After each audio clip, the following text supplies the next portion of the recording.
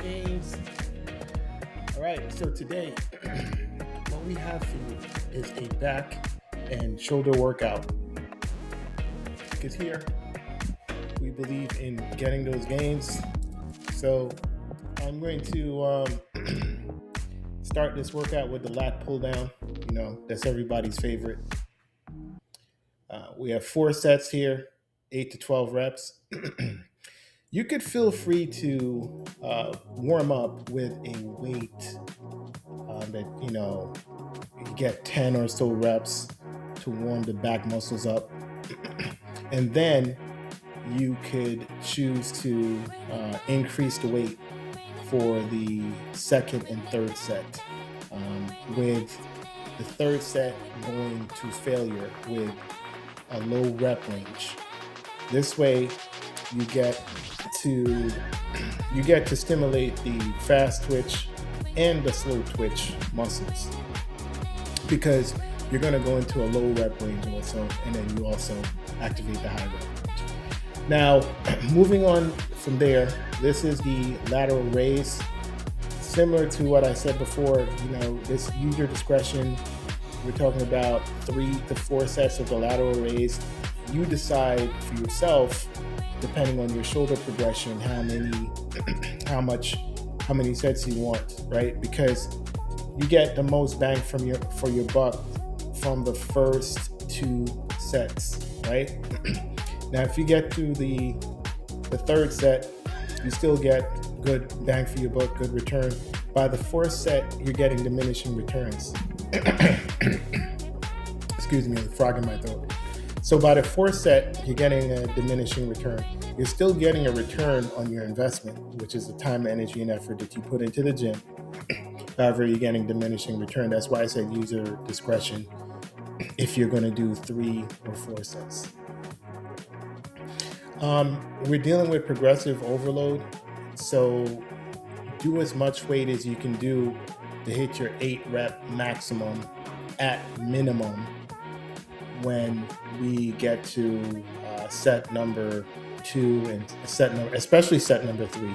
So the first 2 sets, I'll be looking at more reps, lighter weight, a little bit more reps. When I say more reps, again, we're keeping this below the 15 rep threshold.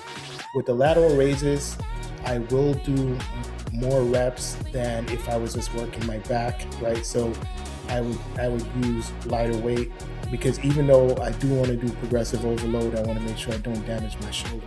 By the way, when you're doing shoulders, use a rubber band, one of these flex bands. You know what I'm talking about, right? Where you can stretch it. Use a resistance band where you can stretch it out, and do it behind the back and in front of your chest also. This way, it prevents against shoulder impingement, and it also corrects the shoulder impingement, right? So make sure you do that to warm up, because the number one issue that bodybuilders have, number one injury that most people have, has to do with the shoulders, right? So this is why we want to make sure that you do not get a pinched nerve up here. This is the reason why I do this almost every day, by the way. I wish I had a band in front of me to show you, but you understand what I'm talking about. And also, if you don't have a band, you can hang just using a standard bar. Just hang. Just hang from the bar, and do this every day for about 1 minute, and that will make your shoulder pains go away. It's very, very important. Okay, so getting back to the video, I skipped over the cable seated row. Now, with a cable seated row, it does work out the middle, the middle back, right? The middle back. It works out your traps. It works out your rhomboids. It's also good for your lats, right? Boy, it's good for your lats, right? So this exercise, you can max out on it because this is a cable resistance. So you don't have to worry about failure. You're not going to get hurt here. I will say you can take your time. I'm going a little bit quick here. I'm still getting full range of motion because if you look, I extend all the way all the way out and I pull all the way back in. You can hold when you pull all the way back. You can hold for like a half a second to a second right here and squeeze the traps in, squeeze the back together, and then slowly release. Slowly release as you come back. I believe that's the eccentric as you fully stretch out. And then don't worry about the speed when you pull in. You could be fast when you pull in. Now we're moving on to the rear delt flies. With the rear delt flies, this is working the rear delt, of course. So the delt has 3 heads. Shout out to Athlean-X. It has the front, the center, and the rear delt. And you also, when you fully extend here, you want to hold for a little bit. Moving on to the front delt raise. Now, yes, a lot of people have front delts that are overworked because everyone bench presses and a lot of people shoulder press. However, I still do find that once I started doing front delt raises, my muscles started developing a little bit differently. So while I don't have to kill it with 2 different workouts for this area, I still do want to do the front delt raises because I do notice a difference. This this full extension that we're watching right here, this actually does help with the rotator cuff. I did mention 2 ways for you to fix the shoulder impingement and pain that you might be feeling in your shoulders. If you've been working out for a long time, you probably do have pain in your shoulders. I did recommend to use the band. As I told you, it will make a difference. I also told you to do hanging. Just hang from the lat bar. Just hang there for a minute or 2. And if you can't hang for a full minute, stop after 30 seconds. You come down, you jump back up after you rest, and you do it until you get a full minute to 2 minutes. You do this every day, and that shoulder pain should go right away. It should disappear. As you can see, this is a workout program that's being displayed on the screen. You could feel free to pause the video, but you don't really have to, because I'm sure this pops up over and over again. If you see, I was going to go to the conclusion of the video. You see that I do include an elliptical exercise at the end. I always do cardio. It's only 15 minutes of cardio, but ideally what I plan to do is to do cardio twice a day.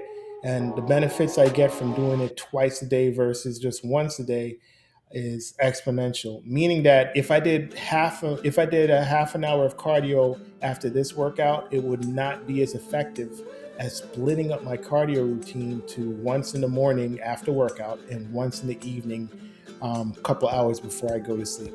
It's more effective at fat burning that way, because once you do cardio, it speeds up your metabolism overall. So we did skip over this exercise here with the shotgun row with the shoulder. Well, it's not exactly a shotgun row. This is almost like a lat pull down, but single arm lat pull down. But you could feel free to maybe putting a shotgun row instead of this, up to you. Maybe you can split this workout into 2. So this would be one of your back shoulder days on a Tuesday, and you're going to come back to it again on a Friday, right? And so you could take the workouts that you're seeing here and split them up half and half. So this is a really there's a lot of different exercises that I'm going through here, right? And the way how to get this done in a timely basis is to cut down your rest period, right? Instead of taking 2 minutes rest, 1 minute rest, you can do like 15-second rest. So we're talking about effective reps here. You could do an effective rep focused workout where the purpose of it is not necessarily to rush through the workout. The purpose of it is to make sure that your time is used most efficiently and effectively. So you get effective reps, shortening your workout by about half, but still getting a blast. You'll be blasting your body. And right after this workout, you want to get your protein shake, and make sure, actually prepare your protein shake before you even go to the gym or before you start working out, because you're going to need it. And this is the way you get the best bang for your buck. Now you have about a 4 hour window after you work out that you could get your protein shake in there. So it's not like if I don't drink my protein shake 15 minutes after I work out, it's not as effective. That's not what I'm saying. But you do want to make sure you get your protein in after you work out. You have some time, but make sure you get it in. Your body's going to need it. This right here, the straight arm lat pull down, is very effective. It's very good for building the lats. It's also very effective for helping build the serratus. Those, if you look in the comic books, they have those like three muscles right here that only, there's very few people that are in America that you're going to see with that. For those to show, you have to be low body fat, and you also have to develop. Right. So now, this workout right here, what I'm doing right here, is kind of like a hammer strength row.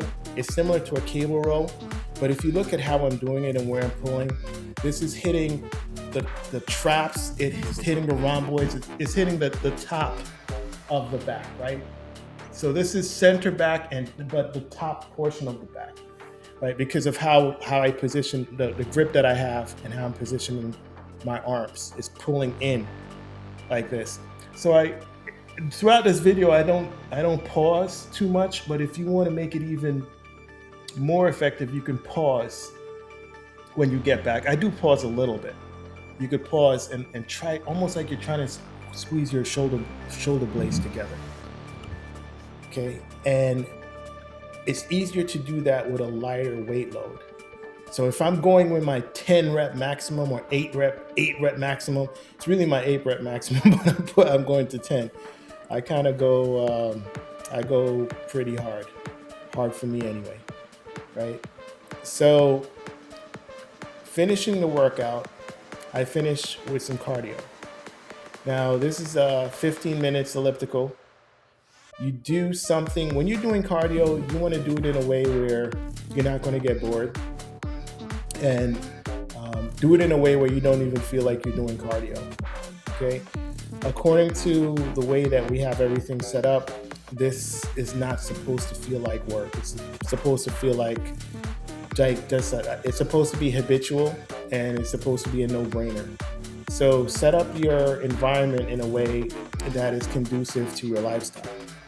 So basically, if you look, I'm on my iPad and I'm just like, checking out crypto and checking out the market and checking out the news. And so I'm not really focused on cardio. So I'm not like I'm not a soccer player or basketball player or one of these kind of athletes that do a lot of cardio. What I primarily do is strength training. However, I do realize the importance of making sure that my cardiovascular system is running properly, because this is also going to help me in strength training. It's going to help in my endurance, and it's also going to lower the visceral fat that's around my organs. The killer that we have as we age is the visceral fat. It's very, very dangerous. I've had family members that have had great physiques, but they've had a belly. There's very little point in having a great physique if you're not going to take care of that belly. It starts with the love handles, but then it turns into that little, the husband belly. That is dangerous. The midlife crisis belly. It's very, very dangerous, and it's not to be overlooked. If you see that developing, you have to change your lifestyle and do something to make sure that every week, every month, every year, that it's getting smaller and smaller and smaller, because health complications come from that visceral fat, such as high blood pressure, hypertension, cortisol, ED, God knows what. Anything could come from that. Anything, maybe even cancer, right? Anything could develop if you have extra tissue or extra part of your body there that is not needed, that's taking up space and taking up resources, that is slowing you down cognitively, physically, spiritually, emotionally, and just zapping you of energy. So this is the reason why at the end of your workout, you want to incorporate, if it's even 10 minutes, 10 to 15 minutes of light cardio. Now, if you're really gung-ho and you're serious, later in the evening, 6 p.m., you can do another 15 minutes of cardio. You could do a half an hour of cardio if you like, but make sure you split up the cardio. If you're really gung-ho and you're serious and you're like, look, I want to be, top 10%, top 5% physique, I'm going to do cardio twice in one day. You don't have to do that. You could do it just at the end of your workout. You're still going to look phenomenal because, if you're working out 6 days a week and you're doing cardio at the end of your workout, you're already ahead of 90% of Americans or people in the Western world, because people who are not consistent, people are not disciplined. So all you need is discipline. None of this stuff is extremely hard. It might seem like it, but it really isn't. The hardest part of it is just showing up. Once you show up and you start with a routine, you're going to enjoy your routine. You're going to have a set plan. And as I mentioned before, do it in such a way that you're going to enjoy doing it, that it does not feel like work. All right. So this has been Get Those Gains, and we're getting those gains. And I'll see you next time. Oh, by the way, make sure you like, subscribe, and I'm going to be coming out with continuous prime content, premium content, right? Enjoy. Peace.